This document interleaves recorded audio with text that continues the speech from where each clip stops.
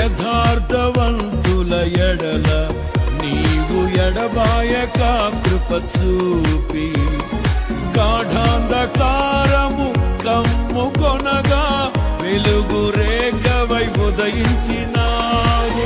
నన్ను నీవు విడిపించినావు, ఇష్టుడనైనే నడచినందున దీర్ఘాయువుతో తృప్తిపరచిన సజీవుడవు నీవేనయ్యా.